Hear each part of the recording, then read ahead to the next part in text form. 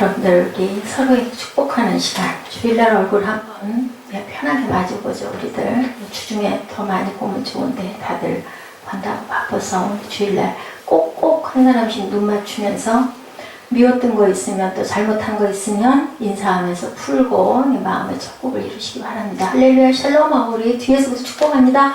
할렐루야 샬롬 샬롬 샬롬 샬롬 샬롬 샬롬 샬롬.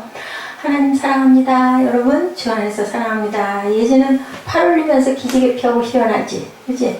팔을 쭉 올리면 굉장히 시원하더라고요. 자, 오늘 말씀 사도행전 8장 4절에서 17절 사마리아의 큰 기쁨인데, 예, 말씀 끝절 Great Joy in the City라고 이렇게 제목을 만들어 봤습니다. 혹시 제목이 조금 부족하다 싶으면 예, 보완해서 올리시기 바랍니다. 우리 본문 말씀 한번 우리 말만 한번 읽어보죠. 흩어진 사람들이 들어다니며 복음의 말씀을 전할세 빌립이 사마리아 성에 내려가 그리스도를 백성에게 전파하니 무리가 빌립의 말도 듣고 행하는 표적도 보고 한 마음으로 그가 하는 말을 따르더라. 많은 사람에게 붙었던 더러운 귀신들이 크게 소리지며 나가고 많은 중풍병자와 못 걷는 사람이 나으니 그 성에 큰 기쁨이더라. 8절 말씀이죠. Great Joy in the City입니다. 그 성에 시몬이라는 사람이 전부터 있어 마술을 행하여 사마리아 백성을 놀라게 하며 자칭 큰 자라 하니 낮은 사람부터 높은 사람까지 다 따르며 이르되 이 사람은 크다 일컫는 사람의 능력이라 하더라. 오랫동안 그 마술에 놀랐으므로 그들이 따르더니 빌립이 하나님 나라와 및 예수 그리스도의 이름에 관하여 전도함을 그들이 믿고 남녀가 다 세례를 받으니 시몬도 믿고 세례를 받은 후에 전심으로 빌립을 따라다니며 나타나는 표적과 큰 능력을 보고 놀라니라. 예루살렘에 있는 사도들이 사마리아도 하나님의 말씀을 받았다 함을 듣고 베드로와 요한을 보내며 그들에 내려가서 그들을 위하여 성령 받기를 기도하니 이는 아직 한 사람에게도 성령 내리신 일이 없고 오직 주 예수의 이름으로 세례만 받았을 뿐이더라. 이에 두 사도가 그들에게 안수하며 성령을 받은지라. 예, 구원받았는데 세례받고 그 이후에는 성령을 모르고 있는데 베드로가 그곳에 내려가서 하나님께 기도하니 안수함에 두 사도가 기도했죠. 베드로와 요한이 내려갔어요. 그죠? 그랬더니 성령을 받은지라. 여러분들 혹시 아세요? 바람 부는 날 불 붙여놓으면 어떻게 해요? 예, 바람에 불이 꺼질 것 같은데, 예, 그죠? 맹렬하게 불이 거세게 타오르는 것을 보죠. 바람이 불길을 더 크게 만들어가는 것을 보이는데, 이게 바로, 그죠? 우리 초대교회 때 성령 세례에 대한 말씀입니다. 아까 우리 172장 찬송과 같이 불렀죠? 빈들의 마른 불같이. 빈들의 마른 불에 불 붙여놓으면 활활 타오르죠? 우리 에스 집사님 초기에 하나님 은혜 받고 충만할 때 이 찬송 굉장히 많이 불렀었어요. 핍박의 바람이 교회를 무너뜨리지 못하고 교회를 도리어 확장시키는 일들이 일어나죠. 복음이 더 넓고 강력하게 증거되도록 만들어지는 게 뭐예요? 핍박이라는 거예요. 분명히 초대교회 때 그런 사건이 일어났죠. 교회가 정치적으로 능하거나 힘이 있어서도 아니고 뭐 부유해서도 아닌데, 그죠? 역사를 주관하신 하나님의 승리가 이렇게 나타나는 사건이 오늘 사도행전을 통해서, 오늘 7장 말씀을 통해서도 2장 말씀을 통해서도 그 이후에 사도들과 제자들이 그리고 120문도들이 변화된 모습을 저희들이 쭉 보고 오고 있습니다. 복음 전파의 역사에는 언제나 뭐가 있어요? 반전이 이루어진다. 분명히 핍박을 엄청나게 받아서 막 흩어지죠. 디아스포라라고 하죠. 여기저기로. 왜냐면 핍박받으니까 죽을 것 같으니까. 사무엘은 손가락 맛이 좋은가 봐. 계속 손가락 손톱을 뜯는데 그것도 심리적인 것 같은데 왜 그럴까? 자, 그 핍박 속에서 뭐가 일어나요? 성령의 사건으로 핍박받으면서 흩어진 사람들이 오히려 더 거기서 성령의 불길로 예수를 증거하고 전해서 교회들이 곳곳에 세워지는 사건들이 이 본문에 계속 나타나고 있죠. 핍박할수록 복음의 불길이 타오르는 사건들입니다. 오늘 본문에 사도들을 제외하고 라고 그렇게 기록되어 있어요. 사도들은 흩어지지 않았다는 거예요. 그 자리에 있고 나머지들이 흩어져서 갔다. 왜 사도들이 남았을까요? 여러분들, 당시 핍박이 스데반과 같은 헬라 문화권으로부터 온 사람들에게 집중적으로 이루어졌기 때문이라고 이렇게 해석되어지고 있습니다. 이방 문화권에서 온 그리스도인들을 더 가혹하게 핍박했다. 그러니까 이방인들을 먼저 핍박했다라는 얘기입니다. 설득력 있는 해석인데 모르죠. 이후 로마 제국의 강력한 핍박으로 사도들이 모두 순교해요. 그 이후에는 사도들이 그 다음 순서로 순교를 하는 모습입니다.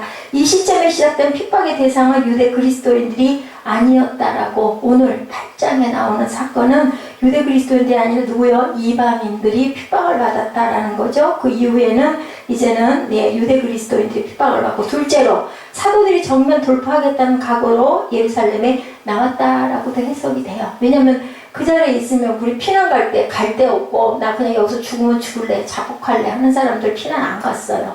그 자리에 있다가 그냥 폭격기가 그 폭탄 떨어뜨려서 나 죽으면 그냥 죽을 거야 이런 마음으로 그 사도들이 그냥 그 자리에 있었다라고 해석이 되어지기도 한다. 아직 순교할 때가 이르지 않았기 때문에 성령께서 그들을 보호해 주셔서 그 자리에 무사히 있으면서 복음 증거를 할 수 있었다라는 거죠. 이래서 사도들을 제한 모든 사람들이 흩어져 갔다. 생명을 보호하기 위해서는 흩어지기도 하고 그 자리에 머무르기도 하고. 이건 무슨 얘기를 하느냐면요, 여러분들 우리 그 하나님의 일을 하는 그 종들, 사역자들이 각각 색깔이 달라요. 그죠? 말씀 전하는 자가 있는가 하면 선교사로 나가서 열심히 선교를 목적으로 하는 사람들 있고, 그죠? 또한 다른 부분에 가난한 사람들을 구제하는 섬김에 앞장을 서시는 종들도 있다라는 거죠. 그래서 어떤 것이 더 크고 어떤 것이 더 작다라고 볼 수는 없다는 겁니다. 흩어졌다라는 단어가 농부가 씨앗을 뿌릴 때 사용하는 헬라어 단어와 동일하게 본문에, 그죠? 원어 본문에 나타나 있습니다. 흩어지는 모습이 농부가 밭에 씨를 뿌리는 모습과 같았다. 밭에 씨를 뿌리면 어떻게 돼요? 잘 싹이 나서 많은 열매가 맺혔다라는 결론이 나타나죠. 핍박으로 하나님의 말씀이 이렇게 뿌려졌다라는 거죠. 그래서 결론은 뭐예요? 하나님께서 기르시죠? 하나님께서 햇빛도 주시고 공기도 주시고 열매도 맺게 해주시고 꽃도 피게 해주시는 모든 것들 누구의 승리다? 하나님의 승리를 나타낸다. 복음 증거에 반대해서 교회를 멸절시키겠다고 사납게 날뛰는 사람들의 시도가 도리어 더 빨리 더 넓게 확장되는 결과를 일으켜버렸다. 누가 일하세요? 하나님이 일하신다라는 거죠. 이미 십자가에서 대반전의 사건이 일어났죠. 예수님을 십자가에 못 박아 죽임으로 모든 것이 끝났다고 생각했지만 예수님은 깨끗하게 부활하셨고, 그리고 승천하셨고, 누구를 보내셨어요? 세상에 성령을 보내신 사건, 오히려 더 크게 번지는 사건. 예수님은 그 지역 그 자리에만 몸으로 오셨을 때 계실 수밖에 없었지만 성령으로 뭐로 오세요? 바람으로. 그죠? 온 세계 각각 곳곳에 각자의 마음속에 영접하고 받아들이고 원하는 심령 속에 보내진다. 뭘로? 값없이 은혜로 심어지는 성령의 역사입니다. 이 땅에 오신 목적을 그렇게 성령을 보내심으로 이루어지고 계시는 대반전의 역사가 오늘 8장에도 펼쳐지고 있습니다. 십자가는 대반전의 승리를 이루시는 하나님의 통로였다. 아멘. 여러분들 믿으시고 이해하십니까? 복음이 전해지는 곳마다 이렇게 대반전의 역사가 분명히 일어난다. 그렇기 때문에 지금 이렇게 많은, 그죠? 예수의 제자들이 여기저기서 다 일어나고 있죠. 예수님은 그때 이후로 다시 오신 일이 없는데 누가 일하세요? 성령께서 바람으로 일하시죠. 중국 지도자들이 선교사들을 추방하고 교회 지도자들을 감금하고 때로는 핍박하고 때로는 순교하려고 만들었지만 오히려 교회는 더 크게 확산이 되어 그 증거가 나타나고 있습니다. 지금 세계에서 가장 크리스찬들이 많은 나라가 중국이에요. 지금 올해 추정되는 게 1200만, 그리고 2020년에는 2천만 명으로 늘어날 것이라고 그렇게 예산을 추정하고 있다고 합니다. 우리 그 기독교인들이 중국이 가장 많은 인구가 많기도 하죠. 1907년 평양에 대부흥이 일어나 곳곳에 교회가 세워지죠. 믿음의 사람들로 가득한 거리가 되었을 때 공산당들이 기독교인들을 엄청나게 그때도 핍박을 했어요. 평양 대붕을 경험한 후예들과 믿음의 사람들이 자유를 찾아 어디로? 평양에서부터 남쪽으로 계속 내려오죠. 어디까지? 부산까지 내려갑니다. 한반도 전체가 이때 부흥의 열기로 불탄 사건들이 곳곳에 세워진 교회들이 지금도 그 증거를 하고 역사가 곳곳에 그 중요한 교회들마다 나타나 있죠. 교회를 핍박하는 바람은 복음의 불길을 더 타오르게 했다. 순교자가 생기면 그 지역 전체는 모두 다 그죠? 예수 믿는 고장이 돼버리고 만 것을 우리가 곳곳에서 많이 봅니다. 하나님이 핍박을 허용하신 것은 저주가 아니라 과정을 통해서 하나님의 능력을 드러내고 그리고 거기에 뭐가 세워져요? 교회가 세워짐으로 하나님의 통로의 역할을 십자가가 감당하고 있었다. 하나님의 목적은 예루살렘만이 아니죠. 사도행전 1장 8절 여러분들 잘 아시죠? 성령이 너에게 임하시면 너희가 뭐를 받고? 권능을 받고 예루살렘과 온 유대와 사마리아와 땅끝까지 이르러 내 증인이 되리라. 이것은 사마리아와 땅끝이 아니라 예루살렘만이 아니라 세계 전체가 내 증인들이 될 하나님의 나라가 세워질 것이라는 말씀을 합니다. 예루살렘을 넘어 사마리아를 넘어 땅끝을 향해 나아가야 하는데 성령 충만했던 예루살렘 성도들도 자발적으로 흩어져 버릴 수밖에 없었다. 뭐를 통해서? 핍박을 받으니까 살아야 되니까 죽을 것 같으니까 도망을 갔는데 그 도망간 지역에서 뭐가? 성령께서 역사를 하셔서 불길이 번져 일어나게 하셨다. 그래서 더 많이 확산되는 일, 아주 자동으로 흩어지게 하시고, 여러분들 민들레 씨 알죠? 그죠? 바람이 날려가지고 막 어디까지 날아가잖아요? 봄철이 되면. 그래서 거기에 땅에 떨어지면 거기서 민들레가 그 다음에 엄청나게 많은 숫자가 펴나는 것처럼 이렇게 씨가 흩어져서 뿌려졌다. 우리 한민족이 전 세계 750만 명이 흩어져 있다고 합니다. 디아스포라 한인들이 전 세계로 흩어진 사건이 그것은 경제적인 이유, 사회적인 이유, 교육적인 이유도 많은 이유가 있는데 여러분들 1907년 이후에 부흥을 경험한 사람들이 흩어짐으로 인하여 예수 안 믿던 사람들이 믿게 되고 곳곳에 세워진 교회들이 선교의 전초기지가 되고 그곳으로 이민 간 사람들은 한국에서 예수 믿지 않다가도 이민 가면 모두 다 교회로 모여든다고 그래요. 왜 그럴까요? 조국이 그립기도 하고 노코한 형제 자매가 생각나기도 하고 또한 염려되는 부분도 부모를 놓고 오신 분들도 계실 거 아니겠습니까? 그러다 보면 교회 와서 더 지극하게 예배드리고 기도하는 그런 모습들이 보여지고 지금도 마찬가지입니다. 이 모든 것은 하나님의 계획이다. 많은 분들이 이민을 떠나고 디아스포라가 되었을 때 이유가 다 각각 있어요. 그죠? 그런데 하나님은 그들을 통해서 새로운 일을 행하시는데 그게 딱 뭐예요? 하나님의 나라 확장. 우리들은 각각 개개인은 내가 좀 이번 한 주도 올 한 해도 이번 한 달도 이런 마음으로 하나님께 예배드리잖아요. 그거 나쁘지 않죠. 하나님 평강하게 해주옵소서. 별일이 일어나지 않게 해주옵소서 하는 게 우리의 기도인데 하나님의 계획은 딱 하나님 나라의 확장이다. 왜요? 은혜 받으면 그저 우리가 입으로 전하지 말라고 해도 전하죠. 이렇게 해서 서로가 모여들게 되고 하나님의 나라를 세워간다. 예루살렘은 최악의 상태였어요. 그때 하나님은 최악의 상태에서 뭐를 끌어내셨다? 최선을 끌어내시고 최상을 이루시는 하나님임을 우리가 본다. 절망 속에서 희망을 만들어내시고 좌절 속에서 새로운 축복을 이루어내신다. 그래서 우리가 어떻게 보면 깜깜하면 더 깜깜해지고 나면 어떻게 해요? 그 다음에는 뿌옇게 새벽이 터옵니다. 우리가 어두워져서 저녁이 되고 밤이 되고 한밤중이 되고 아주 짙은 깜깜함이 이루고 나면 그 다음에는 조금씩 끝까지 내려가고 나면 어떻게 돼요? 올라오죠? 밝아지는 역사가 일어난다. 아까 여러분들 그 영상 보셨죠? 죽을 수밖에 더 있겠어요? 아까 그게 영화의 일부분인데 거기서 정말 손을 더 이상 잡고 있을 수가 없잖아요. 놓으면 어떻게 천길 떨어져 죽는데 우리 여러분들 누구의 손을 붙잡고 계십니까? 사람이 할 수 있는 일은 한계가 있어요. 할 만큼 이상은 할 수가 없어요. 나머지는 어디에? 하나님께 맡겨야 되죠. 내 생명도, 내 삶도, 내 생활도, 내 자녀도. 제가 요즘에 아들 때문에 아주 마음에 번민이 엄청나게 많습니다. 참 이런 일이 있으리라고 저는 30년 전에 상상도 못 해봤어요.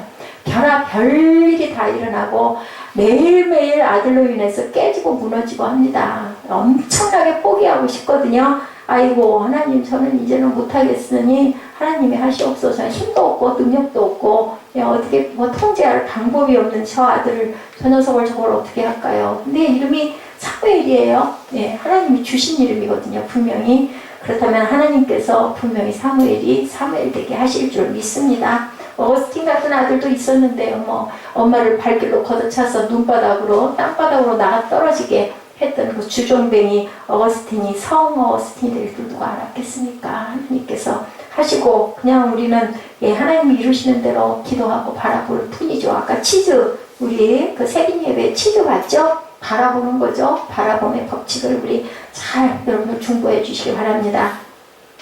사탄의 세력에 사로잡힌 사람들은 어땠는가? 대반전의 역사를 이루기까지 이렇게 엄청난 영적 싸움이 있다. 사무엘을 통한 영적 싸움이 저에게 오죠. 남편을 통해서, 그 다음에는 아들을 통해서 뭐를 흔들려고? 교회를 흔들고, 교회를 흔들려니 담임 목사 흔들어야 되겠죠? 주저앉아야 되겠죠? 그죠? 죽어야 되겠죠? 육신의 죽음 상관없습니다. 영적으로만 살아있으면 제가 없어도 이 교회는 튼튼하게 세워져 갈 줄로 믿습니다. 여러분, 왜 사람들이 예수님의 제자들을 가두고 죽이려고 했을까요? 그들이 어떤 악한 영향을 미쳤을까요? 제거되어야 할 불순분자들이었을까요? 그 사람들이 그 시대에 아니었거든요. 뭐를 했어요? 서로 삶을 나눴잖아요. 먹을 것도 나누고 옷도 나누고 부족하고 어려운 사람들 막 도와주고. 그런데 왜 이렇게 하나님의 자녀들을, 제자들을 이렇게 죽이려고 했을까? 역사적으로 왜 나라는 교회를 그렇게 핍박을 했을까? 여러분들, 교회가 악에 죽일까? 악한 일을 했을까? 아니거든요. 그런데 이 핍박이 따라왔어요. 뭘까요? 사단의 세력이라는 거죠. 이해 안 가죠. 아무리 그래도, 그죠? 세상보다는 그래도 나은 일들을 많이 하는데, 1절에 보니까 사울은 스데반이 죽게 된 것을 어떻게 여겼다고 그래요? 당연하게 여겼다라고 얘기해. 누가? 바울이죠, 바울. 사울이었을 때, 그죠? 예수가 없다고 믿었을 때, 하나님만 알고 있을 때 당연하게 여겼다. 아무 죄가 없고 사회에 악도 끼치지 않은 그 스데반을 돌로 쳐 죽이는 게 당연하다라고 여겼대요. 누가? 사울이.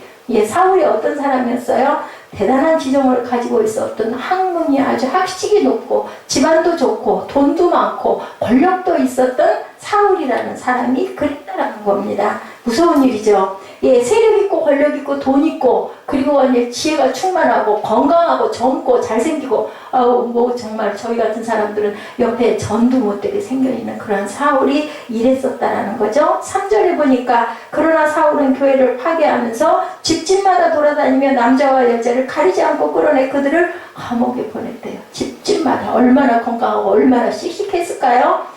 그래서 결국은 어떻게 돼요? 모든 사람들을 끌어다 그래서 죽이는 길로 이끌었던 그러한 사울을 하나님이 보다 못해가지고 바꿔놓는 사건, 여러분들이 너무 잘 아시죠? 다메섹 사건. 파괴적인 모습이죠? 제정신이라면 이렇게 할 수 없었는데 미친 거죠. 쉬운 얘기로 우리도 그 사람 미쳤다고 그러잖아요. 너무 지나치게, 그죠? 자기 몸도 돌보지 않고 어떻게 뭔가에 빠져 있을 때 뭐라 그래? 미쳤다고 그러죠? 지구촌 곳곳에서 일어나고 있는 테러, 교회 핍박, 그 그리스도인들을 찾아내 몰살시키는 사람들 모두 다 제정신이 아니죠. 피에 굶주렸다라는 얘기 있죠. 저는 어린 날 피에 굶주렸다, 피하면 뭐 공산당, 빨간 포스터, 그거 생각나요. 미친 거죠, 완전히. 악한 세력에 사로잡혀 있는 거예요. 사울도 역시 마찬가지. 그 시대, 그때 우리가 그냥 볼 때는 아주 열심히 대단해 있는데, 영적으로 바라보면 사단의 영에 사로잡힌 사람. 목사님이 간증하시는 걸 제가 예배를 통해서 잠깐 봤는데, 이 목사님이 초기에 부목사 시절에, 그죠? 집집마다 신방원에서 예배 드려주러 그 가정신방을 할 때 그 집사님의 얘기를 들었대요. 뭐 집사님이었는지 아니면 뭐 성도였는지 모르겠어요. 근데 이분은 은혜를 받아가지고 예수를 믿는데요. 찬송만 하기 시작하면 몸에 각 부위가 뭐죠? 여러분들 보셨어요? 무슨 뭐죠? 뭐 로봇 막 뿔룩뿔룩 튀어나오듯이 이런 막 목이면 목, 얼굴이면 얼굴 막 이런 데서 블룩블룩 이런 것들이 막 이렇게 울퉁울퉁 튀어나오는 증상이 일어난다고 소문이 났대요. 그래서 그래서 이 목사님이 굉장히 호감도 가고 호기심도 가고 진짜인가 가짜인가 나도 좀 옆에서 보고 싶다. 그래서 드디어 신방하는 날이 됐다고 그래요.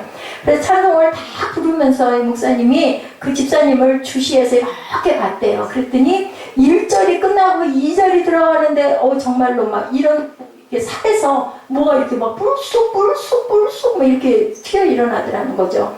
그래서 정말 많이 놀라고 예수의 피에 보혈로 막 싹 물러가요. 귀신이 거기 들어앉아 있는 거예요. 이런 경우가 너무 많다는 거예요. 우리는 모르는데 우리 안에 거짓의 영이 들어있을 수도 있고, 그죠? 사람을 분열시키는 영이 들어있을 수도 있고, 깨뜨리는 영이 들어있을 수도 있고, 이 모든 게 사탄이거든요. 대개 보면 우리 지금 현대인들이 뭐인가, 그죠? 결국 정상이 아닌 부분에 어떤 그 병적으로 정확하게 드러나지 않아도 정확하게 단정한 사람이 없듯이 이런 미혹의 영들이 엄청나게 많다. 근데 그분이 외국으로 해외로 나가셔가지고 나중에 2년 만인가 몇 년 만에 만났더니 간증을 하시더라네요. 하여튼 계속 찬양하고 계속 예배드리고 계속 예수 믿고 열심히 갔는데 2년이 지나가고 나니까 그 현상이 없어졌다라는 얘기를 들었다고. 우리가 눈에 보이지 않는 이런 아주 흉악한 영들이 이렇게 많다. 하나님은 여러분들 정확한 결론, 모든 사탄을 분명하게 이긴다라는 거예요. 우리에게 환난이 오고 우리에게 연단이 오고 우리에게 어려움이 오고 깜깜한 절망이 와도 분명한 하나님의 법칙은 깜깜한 절망 다음에는 혼돈 다음에는 흑암 다음에는 창세기 1장 1절에 말씀하시죠? 천지를 창조하느라. 뭐라 그랬어요? 흑암 중에 혼돈 중에서 질서가 생기고 혼돈 중에서 빛이 일어나는 것처럼 분명히 하나님은 이루신다. 무엇으로? 빛으로 이룬다라는 것, 사탄을 이기신다라는 것, 그리고 두려움은 누가 줘요? 사탄이 준다라는 걸 믿고 담대하게 선포하고 나가시기 바랍니다. 악한 세력들이 움직임이 없다면요, 여러분들 복음과 교회를 핍박할 이유가 없어요. 그런 일들이 일어나니까 교회를 핍박하고 복음을 핍박하는 거죠. 표적들이 필요했던 이유 여러분들 아시죠? 빌립이 사마리아에 있는 한 도시에 내려가서 사람들에게 그리스도를 전할 때 어떻게 됐다고 그래? 오늘 본문에 보니까 도시 안에 큰 기쁨이 생겼는데 왜 기쁨이 생겼어요? 병자들이 일어나고, 그죠? 치유를 받고 귀신이 쫓겨나가는 사건. 이거는 왜 필요할까요? 우리 눈에 보이지 않는 부분들의 표적이 필요해서. 그랬더니 사람들이 와 과연 그래. 왜냐하면 우리 눈이 약하잖아요. 그런 거 보면 막 당장에 맞아. 여러분들 주변에서 성령 받는 사람들, 막 방언하는 사람들, 뭐 방언은 기본적으로 따라오는 방언이긴 하지만 성령 받으면, 근데 또 그게 다 일어나지도 않아요. 특별히 그 일어나는 사람들이 있죠. 그거 보면 진짜 그 사람 너무너무 이상하게 변했어. 그러면 정말 성령 받으니 막 뭐 기뻐서 춤추고 뛰고 조금 미친 것 같아. 이런 소리들 많이 하잖아요. 이렇게 표적이 굉장히 중요했기 때문에 하나님은 때로는 이러한 병자를 고치거나 귀신을 쫓아내는 표적들로 보여주시기도 하는데, 중요한 건 이게 아니죠. 하나님을 믿는 믿음이 중요한 겁니다. 많은 사람들에게 붙었던 더러운 귀신들이 어떻게 해요? 고함지르고 뛰쳐나간대요. 대개는 다 찢어질 듯한 소리를 지르면서 떠나가고, 많은 중풍병자 환자들이 들고 지체장애인들이 나음을 입는 일, 그런 건 뭐 많죠. 해외 성회에 조용기 목사님 같은 경우에도 뭐 걸어 지팡이 짚고 아니면 휠체어 타고 기어 들어왔다가 나았습니다 선포하니까 그냥 지팡이 보고 벌떡 일어나는 거, 그 영상 여러분들 많이 보셨죠? 일어납니다. 그래서 사마리아 도시 안에 큰 기쁨이 생겼다. 오늘 제목입니다. 그죠? 사도행전의 저자가 누가라고요? 예지야? 누가 사도행전 썼다고요? 누가가 썼죠. 누가가 외우기도 좋아요. 누가 썼다고요? 누가는 또 뭐도 썼어요? 누가 복음도 썼어요. 그죠? 그 사람이 사도행전을 썼다. 자, 과학적 사고방식에 익숙한 사람 누가가, 그죠? 그는 무엇이 육체적인 질병이고 무엇이 귀신을 쫓아내는 건지 누가가 뭐니까, 의사니까 너무 잘 알지 않았겠냐는 거죠. 이 표적들이 필요했던 것은 아까 말씀드린 대로 보여지는 것들을 위해서 필요했다. 복음의 능력과 십자가의 능력이 영적 세력을 능가한다는 것을 뭘로? 가시적으로 보여주어야만 사람들이 믿기 때문에 그런 사건을 일으켰다. 보이지 않는 영적 전쟁은 이래서 분명히 존재한다는 것도 우리가 알아야 된다. 정말 이상해. 왜 자꾸 이런 현상들이 일어날까요? 반복적으로? 아니면 내 마음에 왜 자꾸 무서운 생각이 자꾸 들 거야? 왜 자꾸 이런 두려운 마음이 들 거야? 왜 이렇게 불안한 마음이 들 거야? 왜 자꾸 걱정, 근심이 분명히 일어날 거야. 왜 잠을 못 잘 거야? 모두 다 왜 영적으로 온전치 못하기 때문이라는 것을 영적으로 깨달으시고 기도하시기 바랍니다. 그리고요, 그 구절에 대한 거 써놓고 막 선포하세요. 막 읽으세요. 그 기도일 수 있어요. 눈 뜨고 못 외우면 뭐 어떻게 해요? 눈 뜨고 보고 외우고 막 읽어야죠. 사탄을 물리치시기 바랍니다. 입술의 권세 우리에게 주셨잖아요. 성경 66권 안에 하나님의 답이 들어있어요. 모르면 여러분들 인터넷 치세요. 예, 이 부분에 그 하나님 말씀 어떤 건가 하시면 쫙 나옵니다. 거기서 내 마음에 동의 다 되고 외우기 쉽고 읽기 쉬운 거 딱 구별 딱 정해놓고 눈 뜨고 기도하시기 바랍니다. 이렇게 담대하게 선포하십시오. 하나님은 사탄을 능히 이기지만 자유의지를 가진 인간이 하나님 편에 서지 않고 사탄의 속임수에 넘어가고 있기 때문에 전쟁은 일어난다. 그래서 그저 자존이 상하는 게 뭐라고요? 내가 약하기 때문에 자존이 상해요. 건강하고 강한 사람들은 절대로 상처받지 않는다는 거죠. 그러기 위해서 우리는 전신 갑주를 말씀으로 무장하시기 바랍니다. 사마리아에서 귀신이 떠나가고 육체의 질병이 낫는 표적과 기적이 나타나자 사람들이 빌립이서라는 말을 듣게 되죠. 마술했던 사람도 따라가죠. 하나님의 말씀을 귀 기울여 듣게 하려고 표적들은 필요했다. 뭐예요? 도구예요.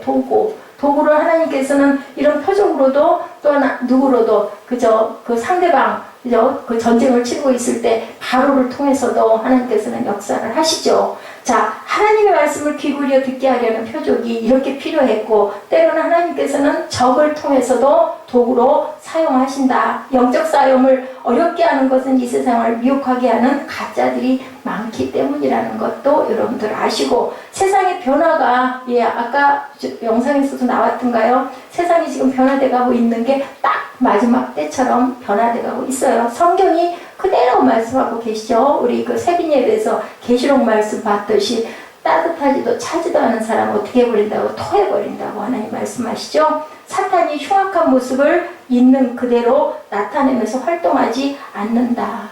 아름다운 지성의 모습으로 포장하고 문화의 모습으로 탈을 쓰고 포장해서 사람들을 현혹한다. 어떻게 해요? 그럴듯하게. 선악과도 그랬죠? 먹으면 정말 너무 탐스럽고 먹음직 보암직 했다고 나타납니다. 절대로 이건 사단이야 하는 모습으로 나오지 않는다는 것 믿으시기 바랍니다. 사마리아에서 사람들에게 영향을 미치는 한 사람이 있었죠. 마술했던 사람, 그죠? 세상은 그들에게 잘 속죠. 시몬과 같은 사람이 사마리아에서 성공하는 것을 보면 사람들이 얼마나 어리석은지. 그 사람 거기서 큰 권력을 쥐고 있었잖아요. 뭘로? 마술에서. 그리고 뭐 맞추고 점쳐주고 그래서 그 이겼던 사람이에요. 이렇게 사탄은 큰 세력을 형성합니다. 어떤 사회보다 귀신이 많이 활동하고 있던 그 시대였었다. 그래서 뭐라 그래요?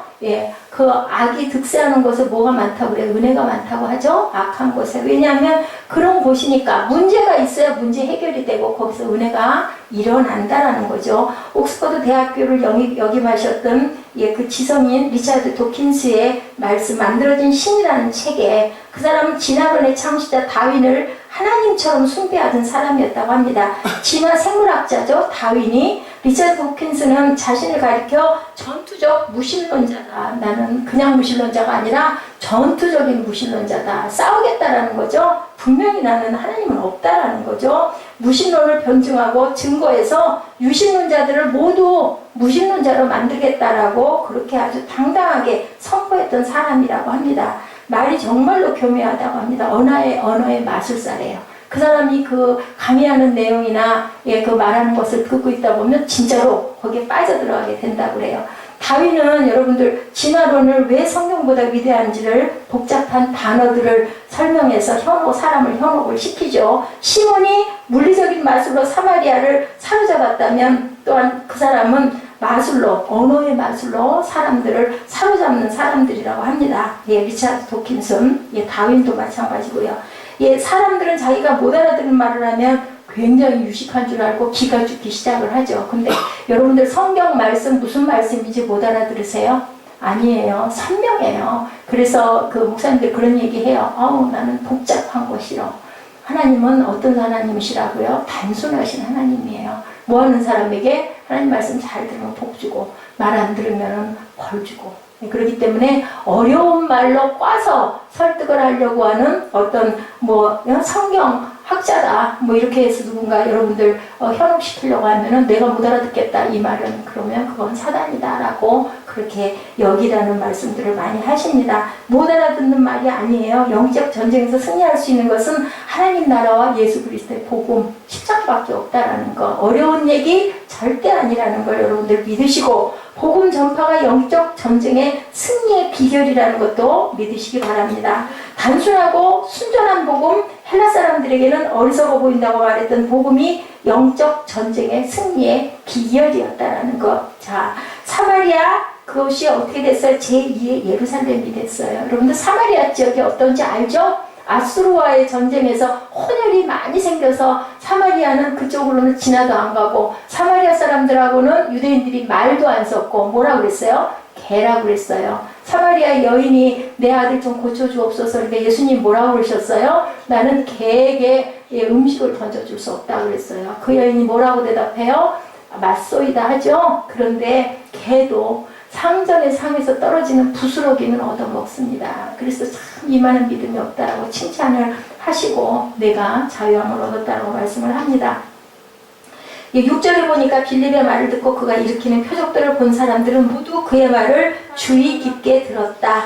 표적을 통해서 빌립이 전하는 말씀을 이제는 듣기 시작을 하는 거예요. 왜냐하면 표적을 일으켰기 때문에. 병도 고쳐주고 귀신도 쫓아내고 하고 나니까 우와 진짜인가 봐 이렇게 됐다는 거죠. 그래서 말씀을 들은 거예요. 자, 빌립을 통해서 복음이 사마리아에 전해진 것은 굉장한 의미가 있다는 거예요. 유대와 사마리아는 수백 년 동안 영적으로 아주 역사적으로 엄청난 앙금을 갖고 있었기 때문에 아까 말씀드린 것처럼 그 사람들 천히 여겼어요. 아유 혼혈이야, 완전히 저건 토종이 아니야, 저건 개야, 암호하거나 이렇게 해서 새끼도 낳고 이렇게 사는 지역이야. 그쪽은 아예 다니지도 마라, 그 사람들하고는 말도 섞지 마라 이랬던 시절이었기 때문인 거죠. 자, 수백 년 동안 이렇게 내려왔어요. 사마리아 지역은 가서도 안 되고 그 땅은 밟지도 말고 그리 직진해서 가지 말고 어떻게 가라, 돌아서 가라고 얘기할 정도로 그 지역 사람들을 무지무지하게 아주 학대하고 사람으로 여기지도 않은 그곳에 예수님이 사마리아를 지나가시면서 한 여인을 만나고 그리고 거기서 편견을 깨주죠. 누구요? 사마리아 여인, 그죠? 물동이 지고 나온 그 정오병에 나온 여인에게 복음을 전해줌으로 인하여 그 여인이 뭐가 됐어요? 전도자가 되는 사건을 우리가 봐서 압니다. 복음의 역사는 이렇게 문화적 역사죠. 심리적인 장벽도 다 뛰어넘는다. 무식하다고 못 듣는 것도 아니고 유식하다고 잘 듣는 것도 아니고 부유하고 나는 정통이어서 예수가 내게 은혜를 주시는 것도 아니라는 것이 오늘 본문의 말씀이에요. 복음의 역사 앞에 장벽이 절대로 있을 수가 없다. 중요한 건 뭐예요? 마음밭이다라는 거죠. 요즘에 제가 그 시험 위해서 조금씩 공부를 하고 있습니다. 그래서 많이 듣는데 헌금을 많이 하는 사람도, 예배를 잘 드리는 사람도, 선교를 엄청나게 하는 사람도, 어디를 따라가가지고 엄청난 섬김을 하는 사람도, 봉사를 하는 사람도 아니고, 어떤 사람을 하나님을 사랑하신다? 중심이 예배에 와 있는 사람을 하나님은 찾으시고, 그리고 기뻐하신다라고 말씀을 하시더라고요. 뭐밖에 없어요? 십자가밖에 없다. 예수 그리스도를 바른 마음으로 복 주시옵소서가 아니라, 내가 하나님께 드립니다. 내 몸을, 내 마음을, 내 정성을. 그래서 거기에 헌금도 따라오고 섬김도 따라오고 찬양도 따라오고 말씀 듣는 것도 따라오죠. 중요한 것보다 여러분 한 사람 한 사람의 마음밭이 가장 하나님이 받으시는 귀한 하나님께 드리는 헌금이라는 거. 나를 드리죠. 그래서 헌금 속에 그 얘기죠. 내게 있는 모든 것을 주님 앞에 드립니다 하고 나오죠. 그게 물질을 말씀드리는 게 아니에요. 눈에 보이는 거죠, 물질은. 근데 마음은 여러분, 저와 여러분들의 마음이, 제게는 사무엘의 마음이 제가 예배를 잘 드리나 모를 수 있어요. 딴 생각하면서 여기서 다 뭐 있습니까? 근데 누구는 아세요? 하나님은 아신다는 거죠. 그 마음을 예배로 받으신다는 것 여러분들 아시기 바랍니다. 교회 안에는 이렇게 어떤 장벽도 있어서는 안 되고 없어야 되며 있을 수가 없다. 영적 전쟁에서도 어떻게 복음의 역사 앞에는 장벽은 무너질 수밖에 없다. 뭐함으로 인하여? 찬양하고 선포하고 기도함으로 인하여 이런 사단의 장벽은 무너집니다. 또한 교회에는 복음의 능력이 늘 살아있어야 하는데 어떤 차별이 있어서도 안 된다. 아까 말씀드린 대로 나는 헌금을 많이 하니까 나는 예배를 한 번도 안 빠지고, 아까 금요철야 얘기 정말 그 히트였었어요. 그런 영상이 올라온 걸 제가 한 번도 본 적이 없었어요. 근데 어제는 좀 편하게 영상을 빨리 찾을 수 있어서 조금 제가 좀 일찍 끝이 났는데요. 그죠? 집요하게 계속 얘기해도, 아우, 나는 싫어. 난 재밌게 이게 놀 거야. 놀이할 거야. 근데 어떻게 했어요? 강제적으로 끌고 갔는데 그만, 그 여자친구가 딱 은혜를 받죠? 너무 감사하다고. 은혜를 받은 거예요. 이런 역사가 저와 여러분에게 일어나시기를 주님의 이름으로 축복합니다. 때로는 강요할 필요성도 있겠구나. 저는 그거 싫거든요. 저는 요즘에 어떠냐면, 은혜 받고 싶지 않고, 은혜 못 받겠고, 나 너무 힘들고 지겹고, 나 예배 드리기 싫어. 심지어는 우리 아이들이 이라 할지라도 진짜로. 그런 마음이 들면, 그건 안 드리는 게 맞아. 하나님이 안 받으시니까. 오히려 그걸로 인하여 더 나쁜 영향들이 더 갈 수 있으니까, 예배는 꼭 드리고 싶은 사람들. 근데 주일은 안 돼. 제가 단서가 있었어요, 우리 아들한테. 주일은 안 돼. 주일은 꼭 가서 예배 드려야 되고 하나님께 드리는 날이야. 나머지는 너 하고 싶은 대로 자유해라. 제가 그렇게 얘기를 했습니다. 예루살렘에 있던 사도들은 사마리아 사람들이 하나님의 말씀을 받아들였다는 소식을 듣고 누가 베드로와 요한을 파송했어요. 말씀 받아들였대. 가서 뭐를, 성령을 보여줘. 지금으로 얘기하면 부흥, 그죠? 뭐를, 영적 부흥 일으키려고 베드로와 요한을 파송을 시킨 거예요. 그랬더니 어떻게 했어요? 14절에서 17절 말씀에 나타나 있죠. 우리 사도행전 8장 14절에서 17절 우리 함께 합독합니다. 예루살렘에 있는 사도들이 사마리아도 하나님의 말씀을 받았다함을 듣고 베드로와 요한을 보내매 그들이 내려가서 그들을 위하여 성령 받기를 기도하니, 이는 아직 한 사람에게도 성령 내리신 일이 없고 오직 주 예수의 이름으로 세례만 받을 뿐이더라. 이에 두 사도가 그들에게 안수하매 성령을 받은지라. 그죠? 그리고 18절부터 보면 다음 주 설교이겠지만, 시몬이 사도들의 안수로 성령 받은 걸 쓰고 돈을 드리고, 나도 주옵소서 하고 얘기를 하죠. 근데 그것이 돈을 드린다고 해서 성령을 받는 사건이 일어나는 것은 아니라는 거죠. 이제는 그래서 그 사람들이 그렇게 수백 년 동안 내려오면서 천히 여기고, 그 땅은 밟지도 않고, 그 사람들하고는 얼굴도 안 마주치고, 뭐라고 그랬어요? 수가성 여인이 어찌하여 저에게 사마리아 여자에게 물을 달라고 하시니까, 그러죠? 유대인이 돼가지고 이런 사건이 있었을 정도로 말도 섞지 않던 이곳에 온전한 제자가 일어나는 변화가 사마리아 저에게 일어났다. 왜냐하면 성령을 받으니, 그죠? 일어나지 않았겠습니까? 이 사건이 일어났다는 거예요. 이렇게 사마리아 사람들이 그리스도의 온전한 제자로 변화되어 가는 모습이 14절에서 17절 이후에 나타나죠. 이 구절은 많은 논란이 있었어요. 그들이 분명 예수님을 믿고 세례를 받았는데 성령이 아직 내리시지 않았다는 표현 때문인데 많죠. 지금 교회들에도 많습니다. 현대 교회에도 세례 받았다고 다 성령 받나요? 근데 성령을 받으면 표적이 따르죠. 어떤 표적이 달라요? 그냥 기뻐져요. 세상에 바람이, 세상에 나무가, 여러분들 그거 못 느끼셨어요? 느끼셨을까요, 여러분들도? 지금은 그때 내가 은혜 받고 성령 받을 땐 그랬는데 지금은 그게 그건 것 같고,이지만 글쎄 모르겠어요. 저는 정말 세상이 아름답게 보였어요. 나뭇잎이 햇빛에 반짝이는 거 당연한데, 그 반짝이면 어떻게 그렇게 아름다운지, 어느 새벽에 나와가지고 새벽 예배 갔다가 기도하고 나오면 환하잖아요. 8, 9시 돼가지고. 그때 보면 그렇게 아주 맨날 보는 거리인데도 그렇게 아름답게 보였던 그 눈이 바뀝니다. 세상 바람. 왜 그럴까요? 기쁨이 있으니까. 여러분들 연애하면 어떠세요? 데이트하고 사랑하고 연애하면 너무 좋잖아요. 너무 햇빛 받는 것도 너무 신나고, 그죠? 길도 너무너무 아름다워 보이는 것처럼 이렇게 성령이 임하는 역사가 일어나면 모든 것들이 우리 마음에 기쁨을 주고 소망을 주고, 그리고 눈도 변하고 마음도 변하고, 입에서 뭐가 막 나와요? 웃음이 나오죠? 콧노래가 저절로 일어나는 일들을 여러분들 경험하실 거예요. 중요한 것은 성령 충만한 세례를 경험해야 된다. 이게 오늘 본문의 결론이에요. 여러분들 성령 사모하시고 기도하시고 받으시기 바랍니다. 계셔요, 여러분들 안에. 근데 그게 성령께서 일하시지를 못해요. 왜? 내가 뭐 해야 되는데, 불러야 되는데, 구해야 되는데, 찾아야 되는데, 안 하다 보니까, 그죠? 예수님이, 하나님이, 성령님이 여러분 안에서 주무시고 계세요. 주무시는 하나님인가? 졸고 계시나? 돌아가셨나? 왜 나는 기도를 해도 아무것도 안 일어나? 왜 마음은 늘 이렇게 불안하고 왜 이렇게 좋지 않은 일들만 일어나고 왜 이렇게 불만이 가득하? 근데 여러분들 한번 돌아보세요. 저도 가끔 그런 마음 들 때가 있거든요. 도대체 이게 뭐야? 내가 매일매일 사는 게 이게 뭘까? 너무 밤에 들어가면 고뇌가지고 허리가 안 펴지고 누가 그러고 있으라고 그랬어요. 근데 들어가는 시간까지 저는 쉬고 놀다가 들어가는 일은 거의 없어요. 도저히 옷을 못 입겠고 못 일어나겠을 땐 잠깐 누웠다가 깜빡 잠이 들었다 깰 때가 있기는 해요. 가끔. 그런데 정말로 그 시간까지 눈 빠지게 왜 누가 하라고도 안 하는데 그냥 해야 되겠으니까 마음에 그 소망이 일어나니까 하는 거예요. 근데 그럴 때 있어요. 근데요 거꾸로 뒤집어서 생각해보면 저처럼 복받은 사람도 없다. 세상에 이 나이에 누가 세워놓겠어요. 하나님이 세워주셨거든요. 부족하다 없다 어렵다 해도 그래도 한 달 한 달 가게 해주시고 주변에 그래도 나를 보호해주는 그러한 사람들이 있고 얼마나 감사하지. 말 안 듣는 아들이라도 그래도 또 사랑해 하고 눈 맞추자고 와가지고 앞에서 재롱 부리는 아들도 있고 참 빼고 누가 나한테 뭐 내놔 왜 인제 들어와 하는 사람 한 사람도 없고 너무 기뻐요.